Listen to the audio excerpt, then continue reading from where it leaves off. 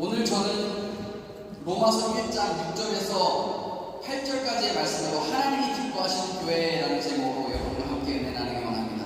먼저 말씀 나누기 앞서서 옆 사람과 인사 나누도록 하겠습니다. 사랑의 주님 우리 함께 하십니다. 우리에게 좋은 일이 일어납니다.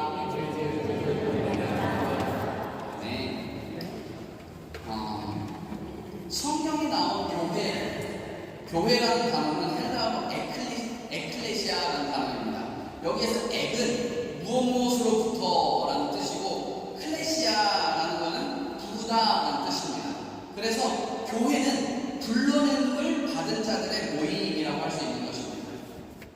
그래서 교회는 하나님께 특별한 부르심을 받은 공동체라는 것입니다. 우리가 신앙생활을 하면서 교회가 무엇인지 바로 알아야 우리가 신앙생활을 바로 할 수 있는 것입니다. 여러분, 교회는 무엇입니까? 교회는 그리스도의 몸인 것입니다. 아멘. 교회의 머리는 누구십니까? 목사 아닙니다. 교회의 머리는 예수 그리스도신 것입니다. 아멘. 그러면 교회는 누가 운영하십니까? 장로님 아닙니다. 교회는 성령님께서 운행하시는 것입니다. 아멘. 이게 가장 기본적이고 성경이 우리에게 가르쳐주는 교회관이라는 것입니다. 이 교회관이 흔들리지 않아야 우리가 바른 신앙생활을 할 수 있다는 것입니다. 요즘 젊은 청년들이 교회를 나오지 않아서 신방을 해보면 이런 얘기를 합니다. 목사님, 저는 교회를 나가지 않지만 저는 하나님을 믿어요. 저는 예수님을 믿어요. 라고 한다는 것입니다. 근데 이것은 교회가 뭔지 모르기 때문에 하는 소리입니다. 하나님을 사랑한다 하고서 교회를 사랑하지 않는 것, 하나님을 사랑하는 것이 아니라는 것입니다. 예수님을 믿는다고 하고서 교회를 돌보지 않는 것, 이건 믿음이 아니라는 것입니다. 왜? 교회가 바로 예수 그리스도의 몸이다라고 성경은 분명히 말하고 있는 것입니다. 그리고 그 교회의 머리가 예수 그리스도시기 때문입니다. 교회를 나오지 않고는 결코 혼자서 신앙생활을 할 수 없는 것입니다. 교회를 나오지 않고 믿음을 지킬 수 없다는 것입니다. 여러분, 그래서 교회가 중요하고 구역 예배가 중요합니다. 우리 교구장님들 너무 귀한 사역 잘 감당하고 계시는 거예요. 구역 예배, 구역 모임에 꼭 참석하시는 여러분 되시기를 주님의 이름으로 축원드립니다. 우리가 아플 때 우리를 누가 돌봐주겠습니까? 이 먼 타지까지 와서 우리가 아플 때 너무 서럽잖아요. 누가 돌봐주겠냐 말입니다.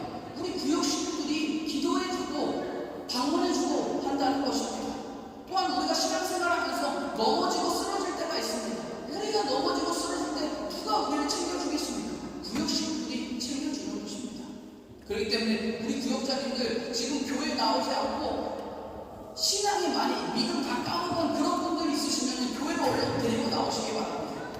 근데 구역에서 이런 일을 감당할 때 무슨 일이 일어나냐? 우리가 누군가 아파서 그 사람을 방문해주고 그 사람을 위해서 기도해주고 하면은 어떤 일이 일어나냐? 내가 아플 때 우리 구역이 나를 찾아와 준다는 것입니다. 신앙생활 하다가 내가 어려운 일 당하고 넘어질 때 우리 구역이 나를 찾아와 준다는 것입니다. 이것이 교회고 이게 최고로 아름다운 구역인 것입니다. 하나님께서 친히 이 땅에 만드신 두 개의 기관이 있습니다. 천지를 만드시고 가장 먼저 만드신 게 뭐냐? 가정을 만드셨습니다. 가정이라는 기관을 만드셨고 두 번째로는 교회를 만드셨습니다. 하나님께서 친히 세우시고 십자가 고난을 통해서 친히 세우신 기관이 바로 이 교회라는 것입니다. 예전에는 교회를 나오다가 교회를 나오지 않는 청년들 가끔 얘기를 들어보면 교회에 대한 부정적인 시각을 갖고 있어요. 교회에 대한 안 좋은 이미지로 인해서 교회를 안 나오게 되었다는 것입니다. 교회가 세습을 한다, 목사님의 스캔들이 난다, 교회가 세상에 손가락질을 받고 있다. 특히 코로나 이후에 많은 교회들이 실제로 문을 닫고 교회가 들어가고 쇠퇴해간다라고 많은 청년들이 이야기한다는 것입니다. 여러분, 아닙니다. 제가 오순절 수도권 목사로서 제가 단대히 말씀드립니다. 교회는 단 한 번도 쇠퇴한 적이 없습니다. 2000년 교회 역사상 교회가 한 번도 쇠퇴한 없다는 것입니다. 아멘. 예수님이 승천하시고 제자들이 성령이 충만해서 예루살렘에 교회를 세웁니다. 그들이 성령이 충만해서 전도할 때에 3,000명이 전도되고 5,000명이 전도되는 대부흥을 경험합니다. 그런데 예루살렘 교회가 그렇게 크게 부흥하니까 어떤 일이 벌어지냐면 심한 박해가 일어납니다. 심한 박해와 핍박이 일어났습니다. 그래서 어떻게 되냐? 그 예루살렘 교회가 흩어졌습니다. 근데 우리가 볼 때는 교회가 흩어진 것 같고 나누어진 것 같은데 그렇지 않았다는 것입니다. 교회가 더 생명력을 가지고 더 많은 사람들에게 전파되고 더 널리 뻗어나갔다는 것입니다. 그리고 그 뻗어나간 그 곳곳에서 교회가 더 크게 부흥했다는 것입니다. 같은 일이 안디옥 교회에서도 같은 일이 벌어졌고 에베소 교회에서도 마찬가지였습니다. 교회가 어마어마하게 부흥했는데 그때 교회를 핍박하는 어마어마한 세력이 있어서 그 세력으로 인해서 그들이 다 뿔뿔이 흩어졌다는 것입니다. 그때는 뿔뿔이 흩어지는 것 같고 나눠지는 것 같았는데 결코 그러지 않았다는 것입니다. 역사가 그걸 증명해주고 있다는 것입니다. 기독교가 더 생명력을 가지고 성장하고 뻗어나갔다는 것입니다. 여러분, 지금도 교회는 쇠퇴하고 있지 않습니다. 제가 아주 자신 있게 말씀드립니다. 유럽의 많은 교회들이 쇠퇴한 것처럼 보입니다. 하지만 전 세계적으로 보면 교회는 쇠퇴하지 않았습니다.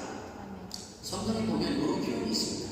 하나님께서 촛대를 옮기신다라는 표현이 있었는데 하나님이 촛대를 옮기실 뿐 교회는 쇠퇴하지 않았다는 것입니다. 예루살렘 교회에서 안디옥 교회로, 안디옥 교회에서 유럽 교회로, 유럽 교회에서 미국 교회로, 미국 교회에서는 이제 아시아 교회 그리고 남미 교회로 그 촛대를 옮기시는 것입니다. 그리고 현재 2000년 교회 역사상 가장 많은 인구가, 지구상에 가장 많은 인구가 예수님을 영접하고 믿고 따른다는 것입니다. 2000년 교회 역사상 지금보다 크리스천이 많았을 때가 언제예요? 없습니다. 지금이 크리스천이 가장 많은데 교회는 한 번도 쇠퇴하지 않았습니다. 않았다는 증거가 이것입니다. 역사가 증명해주고 있는 것입니다. 그리고 그 인구가 유럽에서 많은 선교사들이 미국으로 건너가서 미국에서 복음을 전하죠. 많은 사람들이 예수님을 영접하고 교회들이, 미국 교회들이 부흥합니다. 미국 교회들이 일어나고 부흥할 때 어떤 일이 벌어집니까? 그 선교사들이 한국에 와서 한국에서 복음을 전합니다. 그 복음의 수혜자가 바로 우리들인 것입니다. 그분들이 한국에 와서 열심히 복음 전도해서 교회를 일으키니까 한국 교회들이 엄청난 부흥을 경험하고 다 일어났습니다. 그리고 다시 그 인원이 유럽으로 유입되고 있는 것입니다. 남미에 지금 어마어마한 크리스천들이 일어나고 있습니다. 많은 교회들이 일어나고 있다는 것입니다. 특별히 이 오순절교가 아주 크게 일어나고 있습니다. 근데 그런 인원들이 아프리카가 일어나는 그 많은 교회들의 그런 인원들이 다시 유럽으로 유입되고 있다는 것입니다. 교회는 한 번도 쇠퇴한 적 없는 것입니다. 마가복음 11장 12절에는 이렇게 기록합니다. 세례 요한의 때부터 지금까지 천국은 침노를 당하나니 침노하는 자는 빼앗느니라. 이게 무슨 말이냐? 천국은 침노하는 자들의 것이다 라는 의미도 있지만 이 구절을 영어 성경이나 원어로 보면 이렇게 기록합니다. From the days of John the Baptist until now, the kingdom of heaven has been forcefully advancing and forceful people lay hold of it. 이게 무슨 말이냐? 하나님의 나라는 어떤 강력한 힘에 의해서 계속 확장해 나가고 번영해 나간다는 뜻입니다. Forcefully advancing. 그리고 그것을 열심으로 얻으려고 하는 자들이 그것을 차지한다라고 기록되어져 있다는 것입니다. 한마디로 하나님의 나라 확장은 한 번도 멈추지 않았다라는 것을 성경은 벌써 기록하고 있었습니다. 멈추지 않고 forcefully 강력한 힘에 의해서 확장되어져 나간다라고 성경은 기록하고 있습니다. 실제로도 그렇지 않습니까? 2000년 기독교 역사상 교회는 단 한 번도 쇠퇴한 적이 없습니다. 왜 그러냐? 이 교회가 바로 주님이 피 흘리시고 사시고 피 흘리시고 세우신 그 교회이기 때문이라는 것입니다. 교회는 절대 무너지지 않습니다. 때로는 교회가 비판의 소리를 듣습니다. 교회가 문제가 있는 것 같습니다. 교회가 부족해 보입니다. 넘어질 것 같아 보이는데 결코 그렇지 않다는 것입니다. 세상의 모든 교회는 주님께서 피로 사신 교회이기 때문에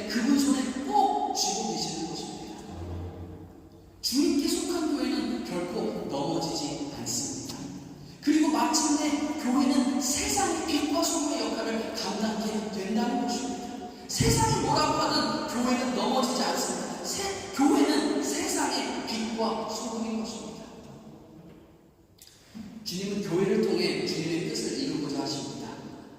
금요일날도 우리가 나눴던 것처럼 주님께서 오병이어의 기적을 일으키셨는데, 오병이어의 기적을 일으키실 때 하나님이, 오병이어가 뭡니까? 그 보리떡 5개와 물고기 2개로 5만 명의 남자, 2만 명의 사람들을 먹여주셨다라는 그 기적의 내용 아니겠습니까? 근데 예수님께서 그 기적을 행하실 때 빵을 막 이만큼 쌓아놓고, 그 다음에 물고기를 이만큼 쌓아놓고, 자, 나눠줘라, 그렇게 하실 수 있었는데 그렇게 안 하셨다는 것입니다. 어떻게 하시냐? 제자들에게 너네가 나눠줘라 하셨다는 것입니다. 예수님께서 그 어마어마한 그 오병이어의 기적을 행하실 때 제자들을 통해서 그 기적을 이루고자 하셨다는 것입니다. 너네가 먹여라 그랬을 때 제자들이 못 알아듣고, 목사님, 예수님 이 정도 먹으려면 한 2천만 원 이상 필요하겠는데요? 그렇게 대답을 합니다. 그러니까 예수님이 또 힌트를 주시고 뭐라고 해요? 그러면 너네가 가서 뭐 먹을 게 있나 한번 찾아봐라. 그래서 그 말을 듣고 제자들이 가서 열심히 찾아봅니다. 그때 가져온 게 보리떡 5개와 물고기 2마리였던 것입니다. 근데 그걸 받으시고 예수님께서 축제하시면서 어떻게 하시냐? 축사하시고 그걸 위해서 기도하시고 어떻게 하시냐? 그것을 다시 제자들에게 나눠주십니다. 나눠주시면서 뭐라고? 너네가 이렇게 50명, 100명씩 합쳐서 이것을 나눠주라 하셨다는 것입니다. 예수님께서 다 한 번에 하실 수도 있었지만, 그렇게 전지전능하신 분이시지만 그것을 제자들을 통해 하시고자 하셨다는 것입니다. 그리고 그 후에 어떻게 됩니까? 그 제자들이 남은 것을 다 가져왔는데 12바구니에 가득 찬 것을 거두어왔다는 것입니다. 그들이 하나님의 그 놀라운 기적을 경험했을 뿐만이 아니라 하나님께서 채워주신 이 풍성한 은혜를 맛보아 알게 되었다는 것입니다. 이것이 하나님이 일하시는 방식이고 우리를 풍족하게 해주시는 영적인 원리인 것입니다. 하나님은 교회를 통해서 하나님의 일들을 이루고자 하십니다. 또한 교회를 통해 전도와 선교가 이루어집니다. 교회를 통해 사랑과 나눔이 실천되고 주변 사람들에게 하나님의 사랑이 전달되게 하신다는 것입니다. 교회는 참으로 세상의 소망이요, 세상의 빛과 소금이 되는 것입니다. 그리고 교회는 하나님의 부르심을 받은 사람들의 모임입니다. 예수님의 몸의 일부분이고 서로 다른 역할을 감당하고 있는 것입니다. 어떤 사람은 팔이고, 어떤 사람은 손이고, 어떤 사람은 다리고, 어떤 사람은 허리고, 어떤 사람은 눈이고, 코고, 입이고, 다 다른 부분으로 우리를 불러주셨다는 것입니다. 하지만 우리 모두는 한 몸으로 유기적으로 연결된 그리스도의 지체인 것입니다. 그래서 팔이 아프면 온 몸이 고생하는 것처럼, 그리고 또한 온 몸이 건강하면 모든 몸의 일부가 행복하고 기쁜 것처럼 그게 바로 교회라는 것입니다. 칼빈은 이렇게 말합니다. 교회를 나누는 것은 불가능하다고 말했습니다. 교회는 한 몸이기 때문에 하나님께서 다 부르셔서 한 몸이 되게 하신 공동체이기 때문에 사람이 그것을 나누는 것이 불가능하다는 것입니다. 왜 교회 꼭 이런 일이 있잖아요. 저도 청년부 때 찬양팀을 되게 오래 했었는데, 저희 여의도 수목교회 때 찬양팀을 했었는데 찬양팀이 한 30명 정도 됐었어요. 그래서 30명 정도 찬양팀을 하니까 막 어떻습니까? 엄청 친하고 매일 붙어 다니고 그랬는데, 그러면서도 그만큼 싸우기도 엄청 싸웠습니다. 막 치열하게 싸웠는데, 그래서 찬양팀 내에도 갈등이 있었어요. 왜 교회 그런 거 있죠? 쟤만 없으면 우리 찬양팀 잘 될 것 같은데, 저 사람만 없으면 우리 교회 잘 돌아갈 것 같은데, 그런 마음이 있다는 것입니다. 그런데 여러분, 그 사람 없으니까 안 되더라고요. 그 사람 없으니까 찬양팀이 더 힘들더라고요. 그리고 막 기도하다 다른 사람이 왔는데 그 사람이 있을 때보다 찬양팀이 더 어렵더라고요. 여러분, 저 사람 없으면 교회 잘 될 것 같은데 그렇지 않다는 것입니다. 하나님께서 우리를 다 다른 몸의 지체로 부르셨다는 것은, 어떤 사람은 손으로, 어떤 사람은 발로, 어떤 사람은 허리로, 다 다른 지체로 부르셨다는 것입니다. 그렇기 때문에 저 사람 없으면 안 됩니다. 저 사람 없으면 잘 될 것 같다는 생각하시는 분들 빨리 버리십시오. 내려놓으십시오. 저 사람 없으면 교회 안 됩니다. 왜? 하나님께서 부르셨다는 것입니다. 우리 모두가 하나님께서 부르셔서 주님의 몸으로 한 몸 되게 하셨다는 것입니다. 또한 교회를 통해 하나님의 나라가 확장되어져 갑니다. 왕성한 교회는 예배가 활발한 교회입니다. 찬양과 말씀이 살아있는 교회, 예배가 살아있는 교회가 왕성한 교회고 부흥하는 교회인 것입니다. 예배가 왜 이렇게 중요하냐면 예배를 통해 마귀가 쫓겨나간다는 것입니다. 예배를 통해 하나님의 나라가 세워져 간다는 것입니다. 예배를 드리는 것이 다른 것이 아닙니다. 예배를 드리는 것 자체가 영적 전쟁인 것입니다. 영적 전쟁 그러면 뭐 이렇게 영화 콘스탄틴 보셨나요? 콘스탄틴이나 무슨 엑소센처럼 무슨 마귀 쫓아내고 그런 거를 영적 전쟁으로 생각하는데 그것도 맞긴 한데 되게 지극히 일부입니다. 일부고 가장 우리 삶 속에 가장 중요한 영적 전쟁이 뭐냐? 예배를 지키는 것입니다. 예배를 드리는 것이 우리 삶 속에 가장 중요한 영적 전쟁이라는 것입니다. 왜? 예배를 통해서 하나님의 임재가 우리 삶 가운데 임하게 되는 것입니다. 예배를 통해서 하나님의 나라가 확장돼 나가는 것입니다. 예배를 통해 모든 마귀가 떠나가고 우리의 모든 문제가 회복되는 역사가 나타나는 것입니다. 빛이 있으면 어둠이 자연적으로 물러가는 것처럼 예배를 통해 하나님의 임재가 임하면 우리의 삶 가운데 모든 악한 것들이 떠나고 우리의 삶 속의 문제가 떠나가게 된다는 것입니다. 그렇기 때문에 예배로 나오는 것이 중요한 것입니다. 더욱더 예배로 나오는 저와 여러분 되시기를 주님의 이름으로 축원합니다.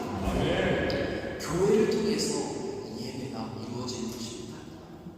오늘 본문에 나온 로마 교회를 통해 하나님이 기뻐하시는 교회는 어떤 교회인지 함께 살펴보기 원합니다. 인류 역사상 가장 강력한 영향을 미친 문화가 있다면 그것은 바로 로마 문명인 것입니다. 동서양을 막론하고 로마를 당해낸 나라는 없었습니다. 인류 역사상 가장 위대하고 가장 거대한 나라가 바로 로마 제국이었습니다. 그런데 어땠습니까? 그 거대한 나라는 하루아침에 망하게 되었다는 것입니다.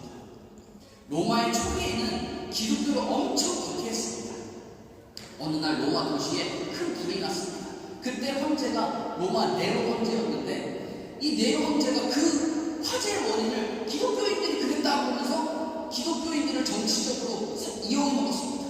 그리고 많은 기독교인들을 잡아다가 화형에 처했습니다. 그 일이 있고 나서 전 로마의 그리스도인들을 향한 핍박과 박해가 어마어마한 핍박과 박해가 시작했다는 것입니다. 그 박해가 어마어마했는데 놀라운 사실은 이런 극심한 박해와 핍박을 받을 때 기독교가 오히려 더 생명력을 가지고 뻗어나갔다는 것입니다. 결국 그 온 로마를 덮었습니다. 나중에는 그 기독교가 로마의 국교가 되었습니다. 공식 종교가 되었다는 것입니다. 근데 기독교를 국교로 인정했다는 말은 무슨 말입니까? 다른 말로 박해가 없어졌다는 것입니다. 그런데 신기하게도 그때부터 교회가 타락하기 시작합니다. 그리고 교회가 무너지니까 가정이 무너지기 시작합니다. 교회가 무너지니까 사회가 무너지고 국가가 무너졌다는 것입니다. 여러분, 교회가 바로 서 있어야 가정이 바로 설 수 있는 것입니다. 교회가 바로 서 있어야 사회도 국가도 바르게 설 수 있다는 것입니다. 그렇기 때문에 열심을 다해서 교회를 사랑하고 예배를 섬기는 것입니다. 그래야 우리 가정이, 우리 사회가, 우리 국가가 든든해진다는 것입니다. 그러면 이런 빛나는 영향력을 가졌던 로마 교회는 어떤 교회였을까? 첫째로 믿음의 좋은 소문을 가진 교회였습니다. 따라해보세요. 믿음의 좋은 소문을 가진 교회였습니다. 로마는 믿음의 좋은 소문을 가진 교회였습니다. 오늘 본문 8절에 보면 이렇게 기록합니다. 먼저 내가 예수 그리스도로 말미암아 너희 모든 사람에 관하여 내 하나님께 감사함은 너희 믿음이 온 세상에 전파됩니다. 라고 기록합니다. 여기 보면 너희의 믿음이 온 세상에 전파되리로다 라고 기록되어져 있는데 여기서 믿음이 전파된다는 내용은 뭐 복음이 전달했다, 전도를 많이 했다 이런 뜻이 아닙니다. 원어적으로 보면 이 교회에 대한 좋은 소문이 온 세상에 전달되었다라는 내용입니다. 좋은 소문이 난 교회였다는 것입니다. 로마 교회는 믿음의 좋은 소문을 가진 그런 교회였습니다. 그래서 그것을 바울이 듣고 그 소문을 듣고 아 너네 교회 참 바람직하다. 너네 교회로 인해서 내가 참 감사한다 라고 이야기하고 있는 것이 바로 로마서인 것입니다. 여러분, 교회에 좋은 소문이 나야 하는 것입니다. 맨날 교회가 싸움박질하고 교회가 손가락질 받는 게 아니라 좋은 소문이 나야 한다는 것입니다. 근데 여러분, 교회의 소문은 어디서부터 시작할까요? 교회 소문은 세상 사람들이 막 그냥 그 소문을 만들어내는 게 아닙니다. 세상 사람들이 교회에 대한 소문을 내는 것이 아니라 교회의 소문은 바로 나로부터 시작한다는 것입니다. 교회 다니는 그 교회의 일부분이 그 사람이 그 일부분인 내가 좋은 소문도 내고 나쁜 소문도 내는 것입니다. 물론 교회에서 속상한 일이 있습니다. 의견 충돌이 있고 기분 나쁘고 삐지는 일이 있습니다. 그러면 어떻습니까? 우리가 부정적인 이야기를 하게 되어 있다는 것입니다. 근데 그 부정적인 이야기를 누가 듣느냐? 세상 사람들이 듣는다는 것입니다. 우리야 구역에서 속상한 일이 있고 교회에서 속상한 일이 있어도 그냥 다시 만나서 밥 먹고 또 금식성에 같이 가고 하면 그게 다 풀어지죠. 근데 우리가 무심코 던졌던 그 부정적인 이야기를 세상 사람들이 듣고 그게 퍼져나간다는 것입니다. 제가 어느 날 한국에 있을 때 음식점에 갔는데 저희 뒤 테이블에 어떤 분들이 와서 아주 막 열띤 이야기를 하는 거예요. 너무 궁금하잖아요. 열띤 이야기를 하는 게 너무 궁금한 거예요. 그래서 쓱 들었습니다. 들어보니까 집사님, 권사님 그러는 거니까 교회분들이더라고요. 그러면서 밥 먹다 1시간 내내 교회 얘기를 합니다. 부정적인 얘기를 한다는 것입니다. 여러분, 교회 문제 있습니다. 근데 문제 없는 교회 없습니다. 교회가 문제가 있는데 내 의견에 맞지 않는 일들이 있지만 그 소문을 결국 누가 냅니까? 내가 내는 것입니다. 내가 무심코 던진 그 말을 사람들이 듣는다는 것입니다. 제가 아는 어느 목사님이 그러시더라고요.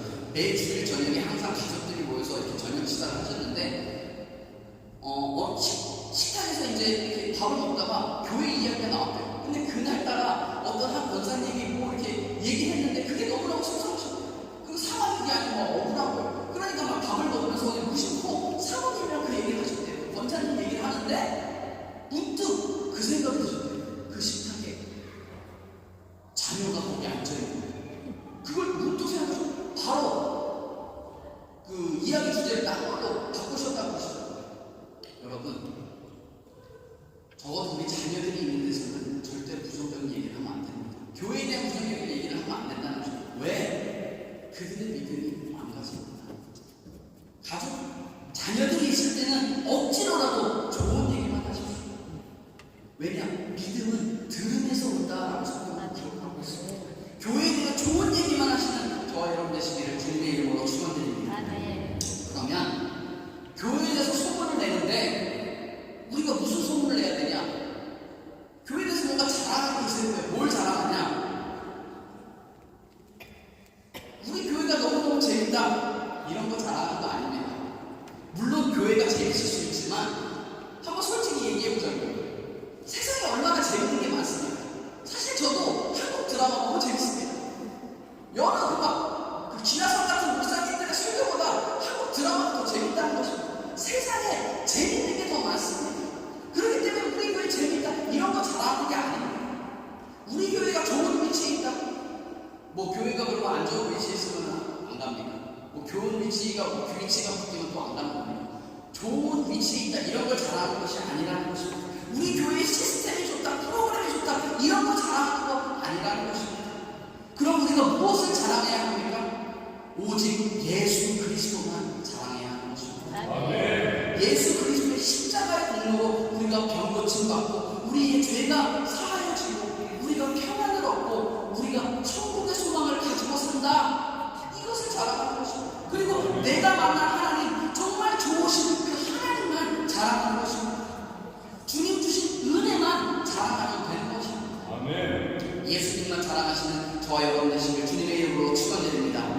둘째로는 사랑의 좋은 헌신을 가진 교회였습니다. 따라해보세요. 사랑의 좋은 헌신을 가진 교회였습니다. 로마 교회는 사랑이 많은 교회였습니다. 오늘 7절에 보면 로마에서 하나님의 사랑을 받고 성도로 부르심을 받은 모든 자에게 하나님 우리 아버지와 주 예수 그리스도로부터 은혜와 평강이 있기를 원한다라고 기록하는데, 여기에 보면 로마 교회가 어떻게 소문이 난 교회냐, 로마에서 하나님의 사랑을 받고 성도로 부르심을 받은 사람들이다라고 표현합니다. 로마에서 특히나 하나님의 사랑을 많이 받았다라는 내용으로 소문이 퍼졌다는 건데, 그걸 어떻게 알겠습니까?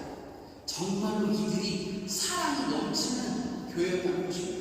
사랑의 헌신이 있었다는 것입니다. 그리고 이것이 온 세상에 소문이 났다는 것입니다. 우리 교회 좋은 소문 나기 위해서는 어떻게 해야 합니까? 예수님만 전해야 합니다. 그런데 그 은혜를 나누고 전할 때 어떻게 해야 되냐? 사랑으로 나눠야 한다는 것입니다. 로마서에 보면 특히 사랑이라는 단어가 많이 나옵니다. 로마서 16장 5절에는 내가 사랑하는 에베데노라고 하고, 8절에는 내가 사랑하는 밤블리아라고 하고, 9절에는 내가 사랑하는 스다구라고 합니다. 그리고 로마 교회의 사랑과 헌신으로 수고하는 성도들의 이름을 하나하나 거론하면서 그들을 격려합니다. 4절에는 내 목숨을 위하여 자기의 목까지도 내놓은 브리스가와 아굴라를 칭찬합니다. 6절에는 너희를 위하여 많이 수고한 마리아에게 문안하라. 12절에 주 안에서 수고한 두루베나와 두루보사에게 문안하라. 주 안에서 수고한, 또 12절에 주 안에서 많이 수고하고 사랑하는 버시에게 문안하라 라고 합니다. 이처럼 로마 교회에는 사랑의 헌신으로 섬기고 수고한 사람들이 많이 있었다는 것입니다. 사랑을 강조하고 그 사랑과 헌신에 대한 소문이 많이 난 교회였다는 것입니다. 특히 이 브리스가와 아굴라는 바울의 최고 동역자였습니다. 그래서 이들이 평신도 선교사로서 바울을 쫓아다니는 곳마다 자신의 집을 열어서 거기서 구역 예배를 시작합니다. 그것을 사람들을 섬기기 시작합니다. 그런데 결국 그들의 그 가정교회가 큰 에베소 교회로, 고린도 교회로 성장하게 되었다는 것입니다. 헌신인 것입니다. 섬김인 것입니다. 여러분, 교회는 헌신과 섬김으로 만들어져 가는 것입니다. 제가 워싱턴 순복음교회를 섬길 때 항상 거기 그 지역도 눈이 참 많이 왔어요. 근데 항상 눈만 오면 자기가 하던 일도 제치고 하던 일도 멈추고 교회에 와서 눈을 청소하시는 분이 계셨어요. 혹시나 성도님들이 넘어지면 어떡할까? 그래서 이분은 눈만 오면 교회로 오셨습니다. 그래서 눈 올 때 이분 찾으려고 교회 오면 될 정도였습니다. 그리고 또 언제나 비가 오면 또 나타나시는 그런 집사님이 계셨어요. 비가 오면 항상 교회 와서 교회 어디 새는 데는 없나? 어디 이상한 데는 없나? 항상 점검하러 오셨다는 거예요. 여러분, 교회는 이런 분들로 세워져 가는 것입니다. 주님을 사랑한다고 하면서 교회를 돌보지 않는 분들이 계십니다. 하나님을 사랑하지 않는 것입니다. 믿음이 있다고 하면서 교회를 돌보지 않는 사람이 있다는 것입니다. 믿음이 없는 것입니다. 주님을 사랑하면 교회를 돌봐야 하는 것입니다. 왜? 교회가 그리스도의 몸이기 때문입니다.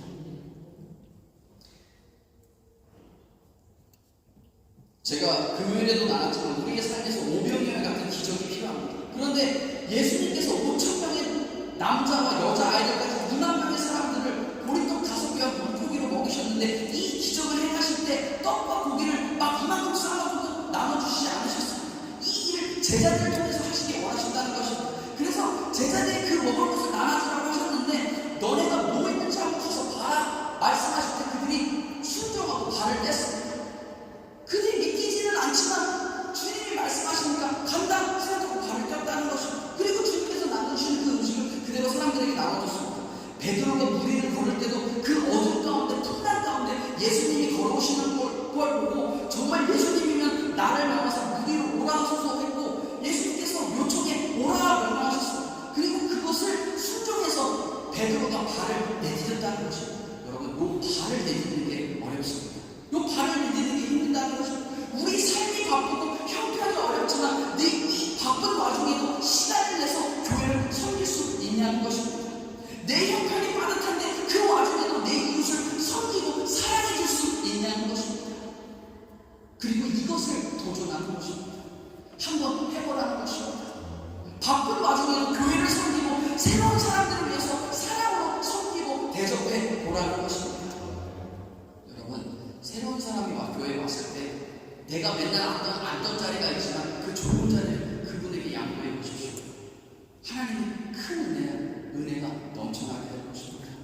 그렇게 한번 해보라 하고 성경은 도전하고 있는 것입니다.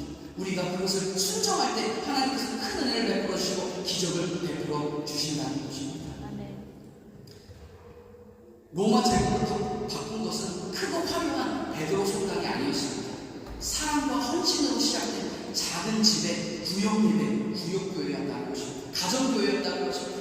몇 사람이 모여서 기도하고 교제하며 이웃을 섬긴 것이 큰 로마 교회로 부흥하게 되었고 사랑과 섬김으로 좋은 소문이 났다는 것입니다. 우리 파리스 로교회가 이런 좋은 소문난 교회 되기를, 또한